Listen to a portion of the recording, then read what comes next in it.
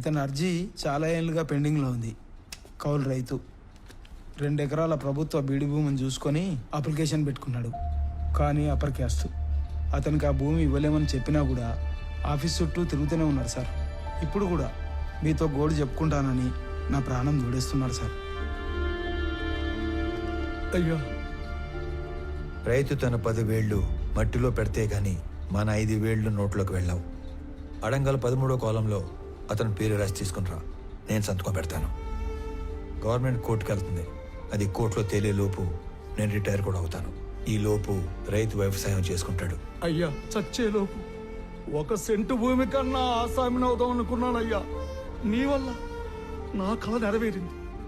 నువ్విచ్చే ఆ మట్టిలో మాణిక్యాలు పండిస్తానయ్యా, మాణిక్యాలు పండిస్తాను. చూస్తా ఉండు మళ్ళా. ఒక్కొక్క మనిషి ఇంత పని చేయొచ్చా? మనం ఏళ్ల కొద్దీ చేయని పనిని కొన్ని వారాల్లో చేయించాడు. ఆయన మొగలాయి సార్. లేదంటే రోజు 6 గంటలకు ఆఫీసు బేగ వేసే టయానికి 56 మంది వెయిట్ చేస్తూ ఉండేవారు. ఇంకా 6 గంట టైం ఉంది, 2-3 కన్నా ఎక్కువ లేరు. ఆయన ఏదో మాయ చేశాడు సార్. పెద్ద మాయ చేశారు రా. మనం ఎంతో మంది దగ్గర పనిచేసాం. కాలం నీడలో వాళ్ళందరినీ మర్చిపోయాం. కానీ ఇతని నీడలో కాలాన్నే మర్చిపోయాం. గుర్తుండిపోతారా? రే అనంతు, పెద్దమ్మ చెప్పింది వదిన చెప్పిందని సాకుతో నువ్వు టౌన్లో షాపింగ్ అయిపోయాక ఆఫీస్కి వచ్చిన డిస్టర్బ్ చేయవద్దు. సర్లేనా ఒక్కసారి ఈడు చూడు, నడి రోడ్డు ఎటా నడుస్తుడా. ముసలోడా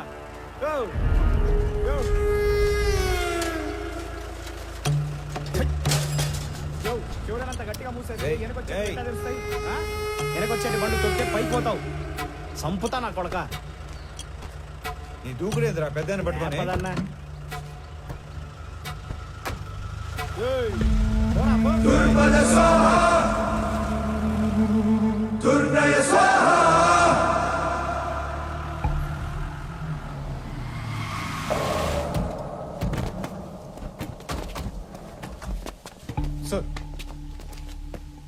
ఇంత కష్టమైన పని అని తెలియక పెద్ద పోసు కొట్టి మిమ్మల్ని నమ్మి ఈ పని టేకప్ చేశా. తిక్కలాడు తినాలకి వెళ్తే మెట్లు ఎక్కను దిగను సరిపోయింది. మీరు అంతే, వెళ్ళడం రావడం తప్ప ఏం ఉపయోగం లేదు. సార్, మాల్ మొత్తం ఏదో రూట్ లో ఎక్స్పోర్ట్ అయిపోయింది ఏమన్నా నాకు కొంచెం డౌట్ వస్తుంది సార్. అస్సలు కాల, ఖచ్చితంగా మాల్ ఎక్స్పోర్ట్ అవ్వలేదు. ఇది నేను చెప్పిన మాట కాదు. మాల్ ఎవరైతే డైరెక్ట్ గా ఎక్స్పోర్ట్ చేసుకుంటున్నాడో డాను, వాడు చెప్పిన మాట. మాల్ మీకు ట్రేస్ అవ్వట్లేదు కదా అని మన దేశంలోనే లేదని చెప్పి కథలు చెప్పొద్దు. అయితే సార్, ఇంకో 4-5 టీములు పెట్టి తలా ఓ దిక్కు పంపి కూంబింగ్ ఆపరేషన్ చేస్తే త్వరగా ట్రేస్ చేయొచ్చు సార్. మీ చుట్టాలను కూడా తీసుకెళ్ళరా. నువ్వెవరో సామి నా కొంప ముంచెట్టున్నావు. ఎట్ట అంటే హడావుడి లేకుండా వెతకాలి. గవర్నమెంట్కి ఏమాత్రం ఒప్పందినా చాలా డేంజర్. ఇన్ని 100 కోట్ల ఎర్రచందనం ఒకేసారి దొరికితే దేశం ఉలిక్కి పడుద్ది. కలపకి కాపలా కూడా పెరిగిద్ది. దీంట్లో ఏది జరిగినా నన్ను లేపేస్తారు. సైలెంట్ గానే ఎతకండి, కానీ కొంచెం స్పీడ్ పెంచండి. పండి. Good morning sir. Morning. Good morning sir. Good morning sir. ఇది మాల్నీదే, ఇది మాల్నీదే, ఇది కూడా మాల్నీ. ఏంటి ఇవన్నీ? పేరు మాలిని సార్, ఊరు తిమ్మసముద్రం. ఆస్తి వారసత్వ బదిలీ కోసం అప్లికేషన్ పెట్టుకుంది. మనం దాన్ని రిజెక్ట్ చేశాం. దానికి నిరసనగా ఆవిడ ఉత్తరాలు రాస్తూ ఉంటుంది. బాగా బతికి చితికిన కుటుంబం అంట సార్. సరే, కొత్తగా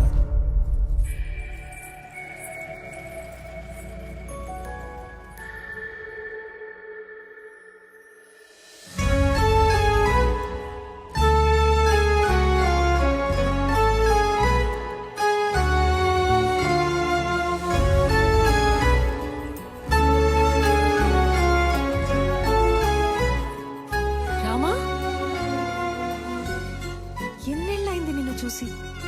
అయినా నువ్వు అసలు ఏం మారలేదు. రా కూర్చో. పర్లేదు, ఇక్కడ కూర్చుంటాను.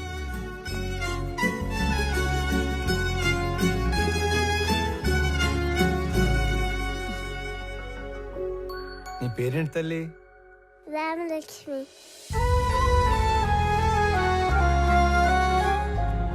ఇప్పుడే వస్తాను. స్కూల్కి వెళ్తున్నావా?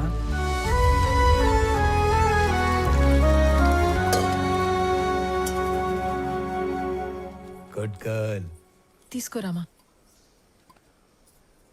ఇప్పుడు చెప్పు, మన ఊరికి ఎప్పుడు వచ్చావు? నీకు ఒక్కడే కొడుకు కదా? బుడ్డోడు ఎలా ఉన్నాడు? ఏంటి ఏం మాట్లాడావు?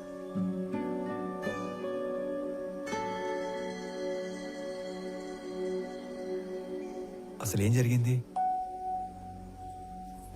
రామా, నువ్వు వెళ్ళి ఆడుకో తల్లి.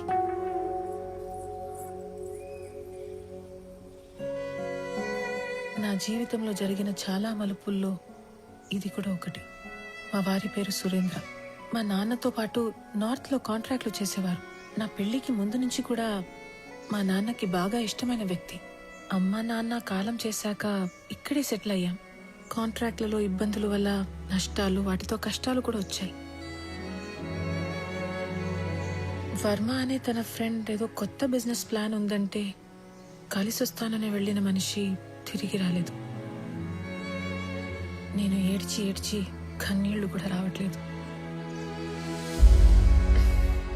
అవును, ఇవి నీ చేతికి ఎలా వచ్చాయి? కొన్ని రోజుల క్రితమే డిప్యూటీ కలెక్టర్గా ఇక్కడికి ట్రాన్స్ఫర్ అయ్యి వచ్చాను. అవునా? ఇంట్లో ఇంకెవరు లేరా?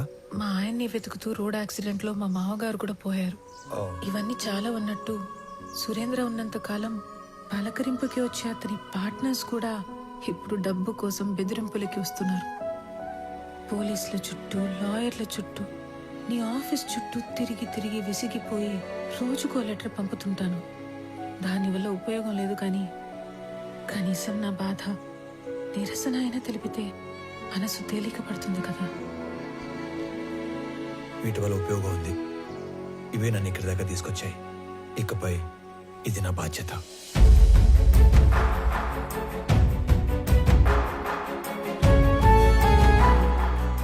నా వల్ల ప్రేమలో ఓడిపోయినా ఆ బాధని లోపలే దిగమింగుకొని చిరునవ్వుతో వెళ్లిన రామ నాకు దూరమయ్యి దాదాపు 7 సంవత్సరాలయ్యింది. దిక్కుతోచని పరిస్థితుల్లో ఉన్న నన్ను వెతుక్కొనొచ్చి భరోసా ఇచ్చి వెళ్తున్న రామాని చూస్తుంటే చాలా జ్ఞాపకాలు గుర్తుకొస్తున్నాయి. రామారావు, ఆ పేరు వినగానే గుడిలో గంట శబ్దం విన్నంత భరోసా వస్తుంది. రామారావు ఎస్పీఎల్ గా ఉన్న మా స్కూల్లో ఆడపిల్లలందరం శివంగుల్లా బ్రతికేవాళ్లం.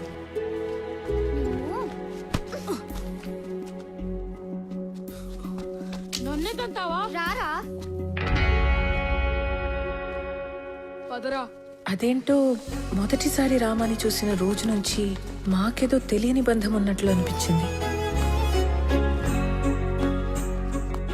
రే అనంతు, చీమల్ని ఎందుకు చంపుతాండవరా? మాస్టర్ పాట మొదలు పెట్టినారు, లోపలి పో. కాలక్రమేణా మా అనే మాట పోయి మన అనే భావనతోనే బ్రతికేశాం. హిందీ లాంగ్వేజ్ అంటే ఏంటి? జాతీయ భాష, నేషనల్ లాంగ్వేజ్. మీకు తెలుగు రాకపోయినా పర్వాలేదురా, హిందీ రాకపోతే మీరెవ్వరూ దేనికి పనికిరారు. సార్, మాతృభాషతో పాటు పరభాష నేర్చుకోవడం తప్పు కాదు సార్. ఓహో, కానీ మాతృభాషను హేళన చేయకూడదు సార్. హిందీ మన జాతీయ భాష కాదు సార్, అధికారిక భాష. ప్రతి విషయంలోనూ రామారావు శైలి, చూసే విధానం ప్రత్యేకంగా ఉంటాయి. రోజులు గడిచే కొద్దీ మా వయసుతో పాటు మా మధ్య ప్రేమ కూడా పెరిగింది.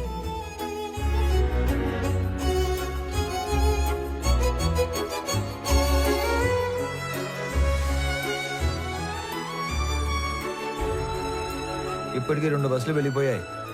నువ్వు నన్ను వదలకపోతే లాస్ట్ బస్ కూడా వెళ్ళిపోతుంది. అవునా? నీకు గవర్నమెంట్ జాబ్ అంటే నా అంత ఇష్టమని నువ్వు డిగ్రీ, దాని తర్వాత జాబ్ ట్రైనింగ్ల కోసం 4 ఏళ్లుగా టౌన్ లోనే ఉంటున్నా ఓపిగ్గా సర్దుకున్నాను. ఇక నా వల్ల కాదు. ఆ జాబ్ ఏదో వెంటనే కొట్టేసి నా మెడలో తాళి కట్టి నన్ను పెళ్లి చేసుకోరామా. 1 నెలలో టెస్ట్, ఇంటర్వ్యూ అన్నీ అయిపోతాయి. ఆ తర్వాత నీ ఇష్టం. ఓకే? మళ్ళీ నువ్వు ఊరికి ఎప్పుడు వస్తావు? వచ్చే నెల 25వ తారీఖు. సరేనా?